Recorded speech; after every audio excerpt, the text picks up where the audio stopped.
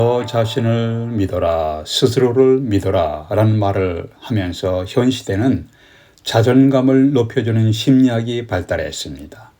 내 사전에는 불가능이 없다는 문구를 자신의 책상에 붙여놓고 공부하는 학생들도 있습니다. 네가 간절히 원하면 너는 어떠한 일이든지 성취할 수가 있다 라고 말합니다. 침체된 사람들에게 자신감을 풀어놓고 격려하는 것이 필요할 때가 있습니다. 그러나 우리 삶의 현실을 냉정하게 분별해 보십시오. 우리가 할 수 없는 것들이 대단히 많습니다. 할 수 있는 것들이 있고 할 수 없는 것들도 대단히 많습니다. 우리는 많은 제한을 갖고 있는 사람들입니다.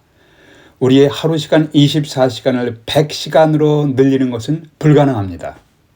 우리가 가진 재능과 능력에도 제한이 많습니다. 우리가 간절히 소원한다고 그 소원들이 다 성취된다고 할 수는 없습니다.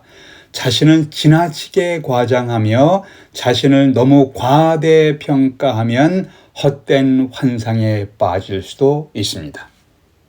오늘 성경 27절엔 마가복음 10장 27절에 사람으로는 할 수 없으되 하나님으로는 다 하실 수 있느니라. With man this is impossible, but with God all things are possible. 사람으로는 할 수 없으되 하나님으로는 할 수 있느니라 라는 말씀이 있습니다. 전능하신 하나님은 계획하신 모든 것을 이루실 수 있는 분입니다. 그러나 인간에게는 불가능한 것들이 많습니다.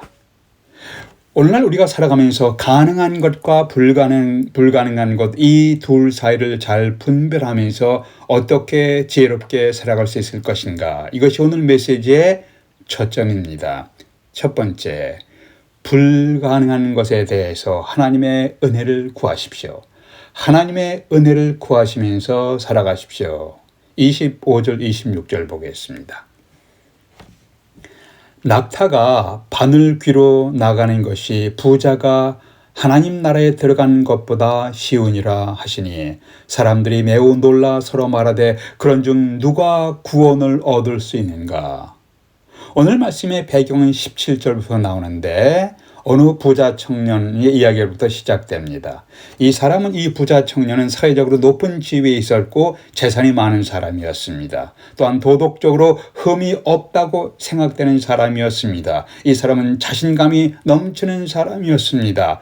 이 사람이 주님께 나와서 이런 질문을 합니다. 선생님, 내가 무엇을 하여야 영생을 얻으리까? 이 질문은 내가 무엇을 하여야 하나님 나라에 들어갈 수 있습니까? 혹은 내가 무엇을 하여야 죄로 인한 심판에서 구원받을 수 있습니까? 동일한 의미들이에요. 영생을 얻는 것과 하나님 나라에 들어가는 것과 죄로 인한 심판에서 구원받는 것은 동일한 의미예요. 죄로 인한 심판에서 구원받은 사람이 하나님 나라에 들어가죠. 하나님 나라에 들어가는 사람이 영생을 얻을 수가 있습니다. 주님은 이 부자 청년을 사랑하셨습니다. 그리고 죄로 인한 심판에서 구원받기를 원하셨습니다. 그래서 이 청년이 도덕적으로 온전하지 못한 죄인됨과 마음속에 재물에 대한 탐욕을 가진 죄인인 것을 깨닫게 하기 위해서 십계명을 말씀하시고 재물의 우상에 대해서 말씀하셨습니다. 그랬더니 이 부자 청년은 슬퍼했습니다. 근심하면서 주님을 떠나가 버렸습니다. 이 당시에는 부자이고 경건한 사람은 하나님 나라에 들어가는 것이 쉽다고 생각되었습니다.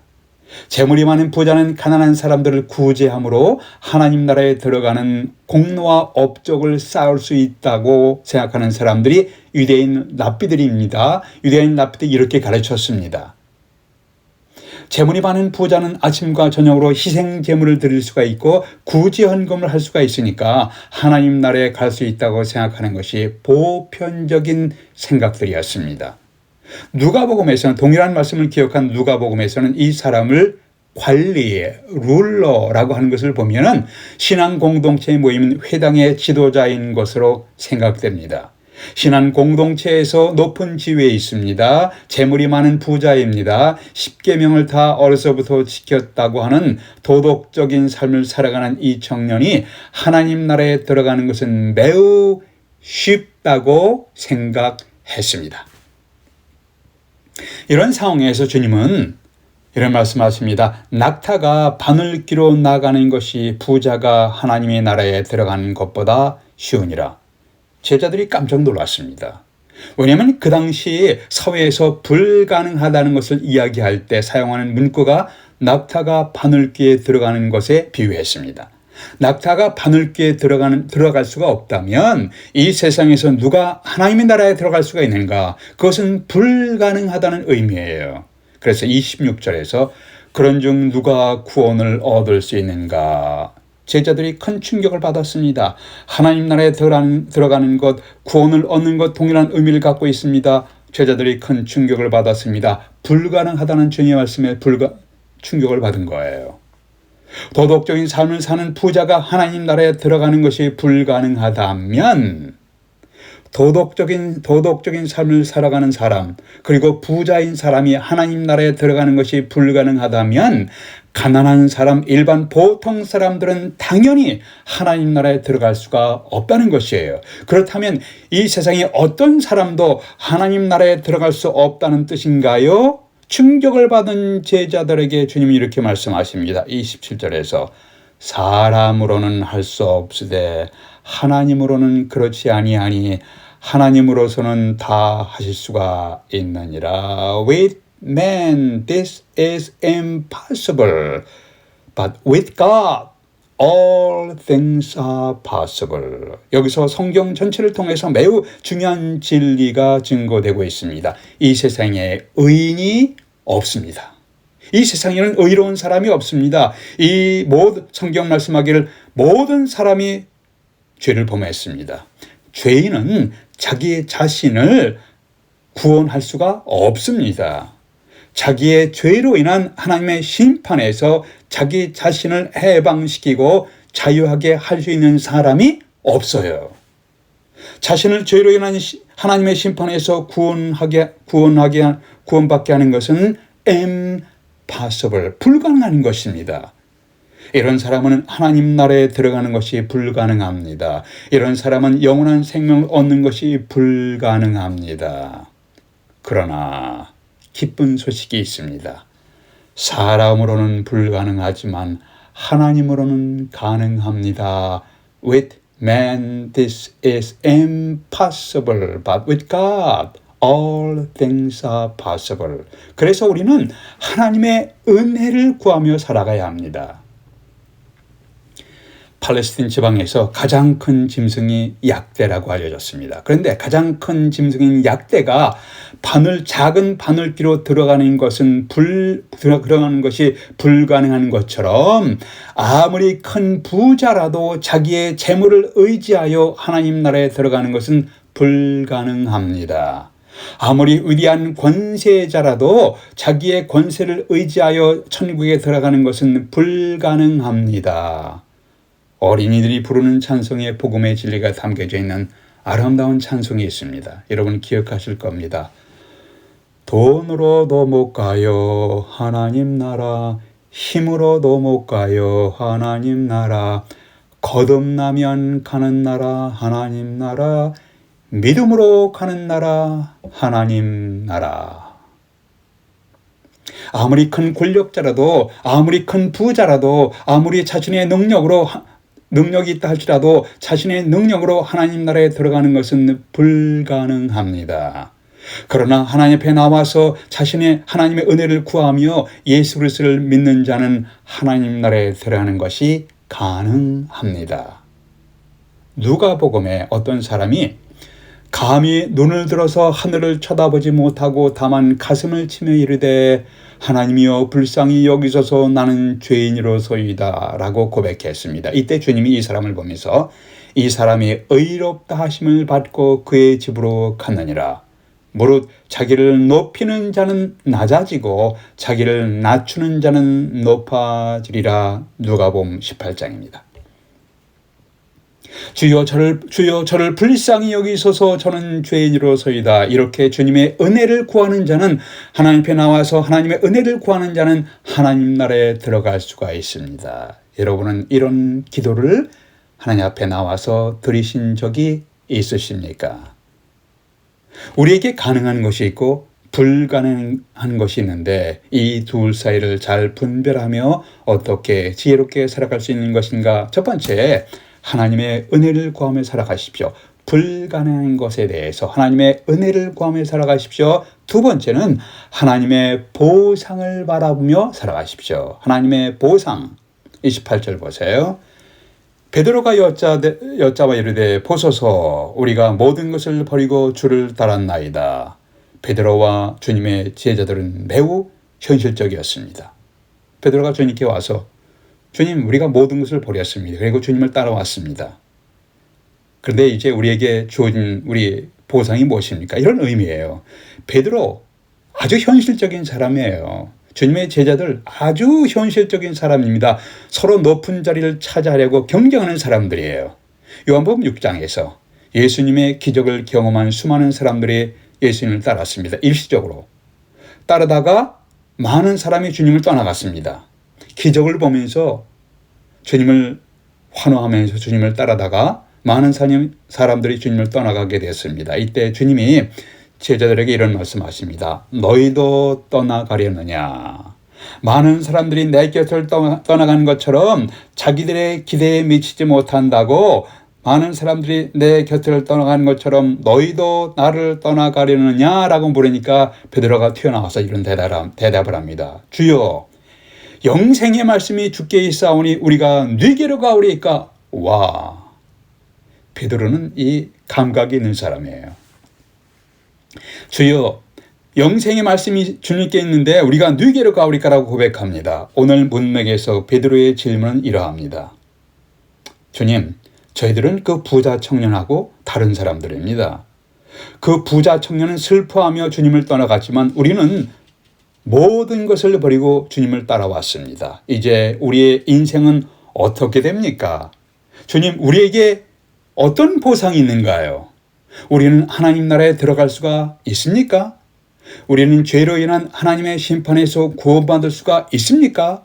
우리는 영원한 생명을 얻을 수가 있습니까?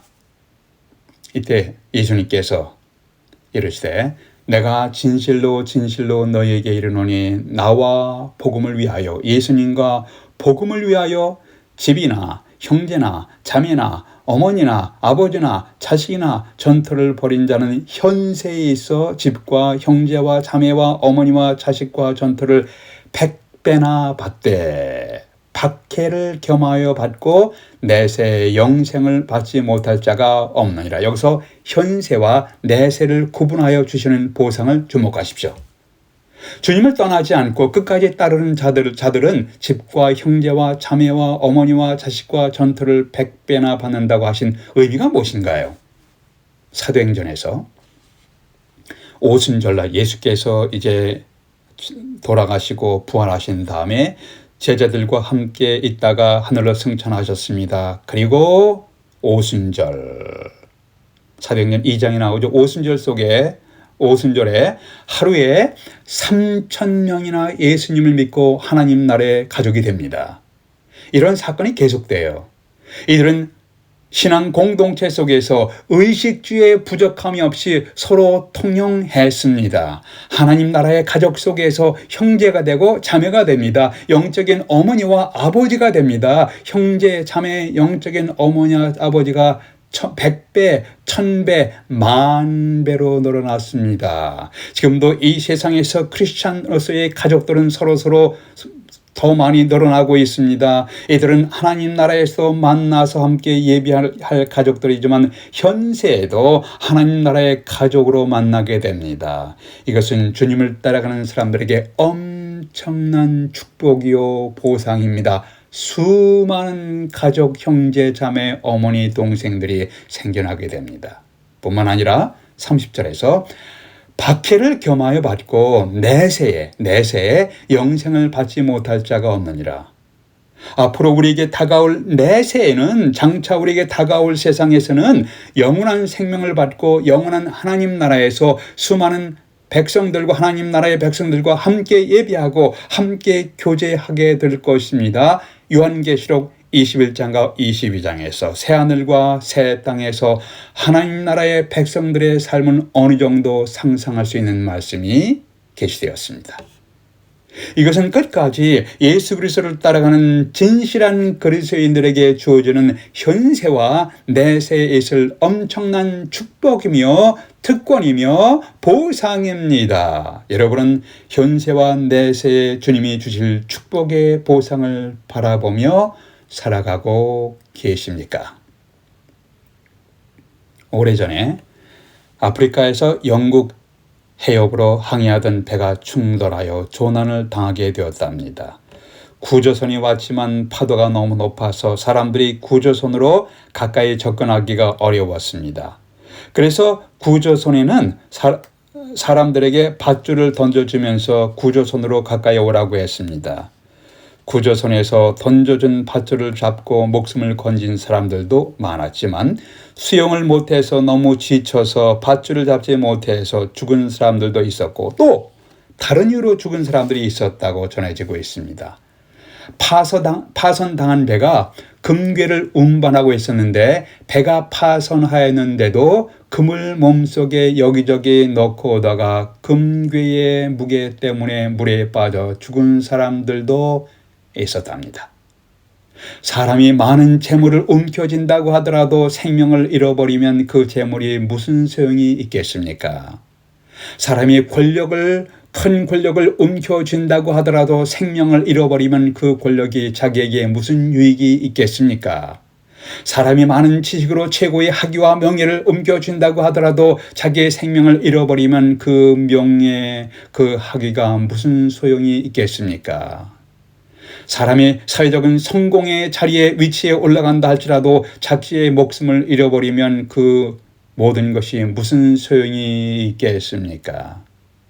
주님은 이렇게 말씀하십니다. 사람이 온 천하를 얻고도 자기의 목숨을 잃으면 무슨 유익이 있으리요? 생명의 문제보다 더 중요한 문제가 있을까요? 멸망하는 세상에서 구원받는 문제보다 더 중요한 것이 있을까요? 파선하여 침몰하는 조각난 배에서 구출받는 것보다 더 중요한 것이 있을까요? 순교자 짐 엘리엇의 고백을 기억할 필요가 있습니다. 결코 잃어버릴 수 없는 귀한 것을 얻기 위해 계속 간직할 수 없는 것을 버리는 자는 결코 바보가 아니다. 영원한 것을 얻기 위해 일시적인 것을 버리는 자는 바보가 아닙니다. 성경은 예수 그리스도를 영접하는 사람에게는 영원한 생명이 있고 예수 그리스도를 영접하지 않고 거부하는 사람에게는 생명이 없다고 하셨습니다. 예수 그리스도를 구원의 주님으로 영접하고 천국의 소망, 하나님 나라의 소망을 가진 자로 살아가시기를 기원합니다. 기도하시겠습니다. 아버지 하나님, 이 세상을 사는 저희들이 일시적인 것과 영원한 것을 분별할 줄 아는 지혜를 갖게 될 수 있도록 도와주시옵소서. 예수 그리스도가 누군지를 깨닫고 신실하게 따라가도록, 중단 없이 따라가도록, 예수님을 떠나지 않고 주님을 따라가도록 저희들의 발걸음을 인도해 주시옵소서. 우리 주 예수 그리스도의 이름으로 기도하옵나이다. 아멘.